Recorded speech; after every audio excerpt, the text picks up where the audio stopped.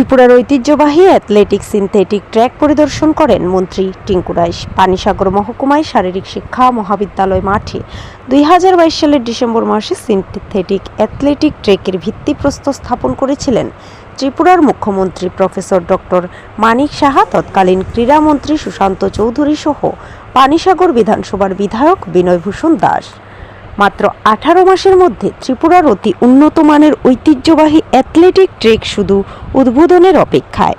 তাই আজ ক্রীড়া দপ্তরের অ্যাসিস্ট্যান্ট ডিরেক্টর অমিত কুমার যাদব ও পানিসাগর শারীরিক শিক্ষাঙ্গন মহাবিদ্যালয় প্রফেসর তরুণ মণ্ডল সহযোগে বর্তমান ক্রীড়ামন্ত্রী টিঙ্কু রায় আরসিপি মাঠ পরিদর্শন করে বলেন যে একটা আধুনিক অ্যাথলেটিক ট্র্যাক হয়েছে।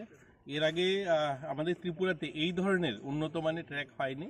এটা মাননীয় মুখ্যমন্ত্রী কথা ছিল 29 তারিখে উদ্বোধন করবেন। কোনো একটা কারণে তিনি হয়তো দিল্লি যেতে পারেন, তার জন্য এটা পরবর্তী যে তারিখ সেটা 2 তারিখে সম্ভবত এটার উদ্বোধন হবে। এটা প্রথমবারের মতো আমাদের ত্রিপুরাতে এত উন্নত মানের ট্র্যাক হয়েছে। তো আমরা চাই ত্রিপুরার উন্নত পরিষেবা দেওয়া আমাদের যুবদেরকে।